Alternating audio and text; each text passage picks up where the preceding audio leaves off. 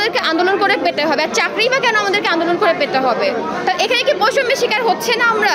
আমাদের বকেয়াও পরিশোধ করা হয়নি এবং আমাদের চাকরি কেন এরকম অনিশ্চয়তার মধ্যে আপনারা ফেলেছেন? আমরা কিন্তু ভেবে নিয়েছিলাম যে হয় আমরা বেঁচে ফিরতে পারি, নাও ফিরতে পারি, আমাদের ফ্যামিলির কাছে আমরা আসতে পারি, নাও আসতে পারি। প্রতি মাসে আমাদের দেখা গেছে 3-4 মাস করে আমরা বেতন পাই না, কিন্তু তারপরেও আমরা এখানে কাজ করে যাচ্ছি।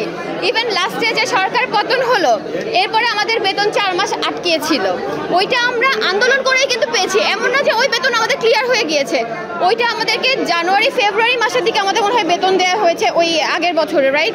বেতন কেন এখন আমাদেরকে আন্দোলন করে পেতে হবে, আর চাকরি বা কেন আমাদেরকে আন্দোলন করে পেতে হবে? তা এখানে কি বৈষম্যের শিকার হচ্ছে না আমরা?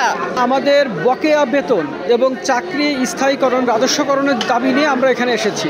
আমাদের এই 5 বছর ডিউটি করার পরে আমাদের কোনো রকম রাজস্বকরণ করা হচ্ছে না এবং আমাদের কোনো রকম কোনো প্রজ্ঞাপন দেওয়া হচ্ছে না। আমরা ইআরপিপির জনবল 2020 থেকে কাজ করি এবং আমি অ্যাজ এ মেডিকেল টেকনোলজিস্ট হিসেবে বলবো, আমরা প্রথমের দিকে 2020-এ 393-এর একটা নিয়োগ হয় এবং আমরা বিভিন্ন পদে সেই কাজগুলো করতে থাকি।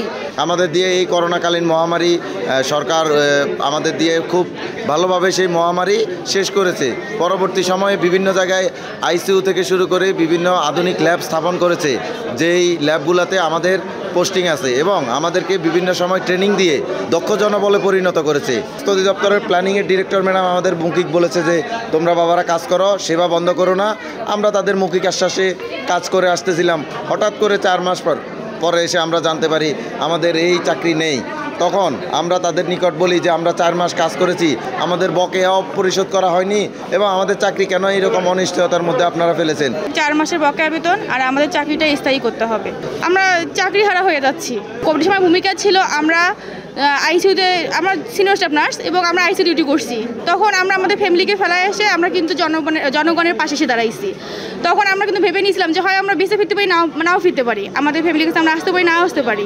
ডিসেম্বর 31 তারিখে আমাদের প্রকল্পের মেয়াদ শেষ হয়ে গিয়েছে। তারা আমাদের মৌখিকভাবে আশ্বস্ত করেছে যে আপনারা ডিউটি চালায় যান, আমরা আপনাদের ভালো কিছু উপহার দিব। কিন্তু তারা আমাদের এখন দেখা যাচ্ছে তারা আমাদের চাকরিচ্যুত করে দিচ্ছে, তারা আমাদের স্যালারি দিচ্ছে না।